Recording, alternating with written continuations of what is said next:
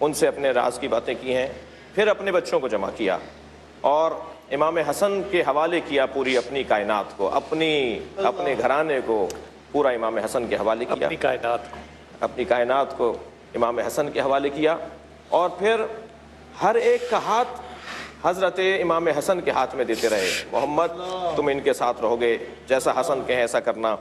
سب بچوں کی ذمہ داریاں امام حسن کے حوالے کیں، مگر کیا دیکھا کہ حضرت ام البنین گریہ کر رہی ہیں، فرمانے لگے اپنی زوجہ سے، ام البنین حضرت عباس کی والدہ، ان سے فرمایا کہ تم ایسے کیوں رو رہی ہو؟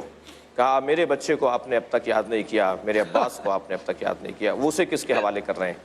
فرمانے لگے یہ حسین کے حصے کا ہے، یہ حسین کے حصے کا ہے، یعنی جو کربلا میں حضرت عباس کا کردار ہے اس کے پیش نظر، علم بردار کربلا۔ اور اس انداز سے آپ نے تمام بچوں کی ذمہ داریاں سونپی، اور پھر فرمایا کہ یعنی جو دن گزرا ہے 20 کی جو افطاری ہے، اس میں فرمایا میرے پوتے پوتیاں نواسے نواسیاں، میری بیٹیاں داماد، میری بہویں، ان سب کو میرے سامنے بٹھاؤ، میرے سامنے سب افطار کریں۔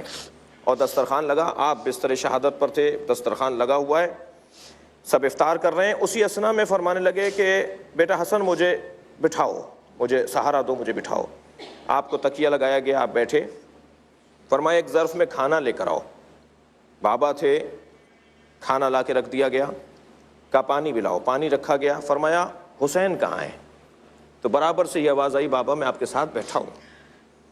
تو ایک ہاتھ اپنے بچے کے پشت پہ رکھا اور ایک لقمہ بنا کر حسین کے منہ میں دیا، ہاتھ میں ظرف پانی کا لے کر اپنے ہاتھ سے اپنے بچے کو پلایا، اور فرمان لگے تمہاری ماں فاطمہ کا جب انتقال ہو رہا تھا، جب رحلت ہو رہی تھی، تو فاطمہ نے مجھ سے کہا تھا میرے حسین کو پیاس بہت لگتی ہے، میرے بچے کے کھانے اور پینے کا خیال ضرور رکھیے گا۔ میں آج تمہاری ماں کا جو تمہیں مجھ سے خواہش تھی اس پہ عمل کر رہا ہوں۔